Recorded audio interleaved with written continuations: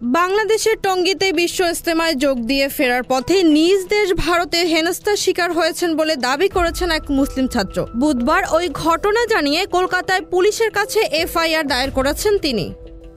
পশ্চিমবঙ্গের হুগলি জেলার বাসিন্দা এমটেকের ছাত্র রেজাউল ইসলাম জানান, দর্শনায় সীমান্ত পেরিয়ে তিনি আরও 3 বন্ধুর সঙ্গে নদিয়ার গেদে থেকে ট্রেন ধরেন। তাদের গন্তব্য ছিল কলকাতার শিয়ালদহ স্টেশন। যাত্রাপথে কিছু যাত্রী রেজাউলের ধর্ম এবং বাংলাদেশি বলে কটূক্তি করেন। তাকে শারীরিক নিগ্রহ করা হয় বলেও পুলিশের কাছে দায়ের করা অভিযোগে জানিয়েছেন রেজাউল ইসলাম।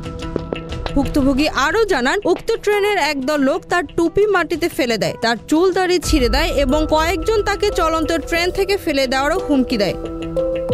এ ব্যাপারে পশ্চিমবঙ্গের মুসলিম ইউথ ফেডারেশনের সাধারণ সম্পাদক মোহাম্মদ কামরুজ্জামান বলেন, বিগত দিনেই এ ধরনের ছোটখাটো ঘটনা হয়েছে, কিন্তু পুলিশকে জানানো সত্ত্বেও কোনো ব্যবস্থা নেয়নি, তাই আবারও সেই ঘটনার পুনরাবৃত্তি হচ্ছে। এখানে পুলিশকে কড়া ব্যবস্থা নিতে হবে। তিনি আরো বলেন, বাংলাদেশের গত 1 বছরের ঘটনাবলীর একটা প্রভাবও পড়েছে এখানে। আমি নিজেও দেখছি ইসলামী পোশাক পরলেই কটাক্ষ করা হয়। Z news, Dhaka.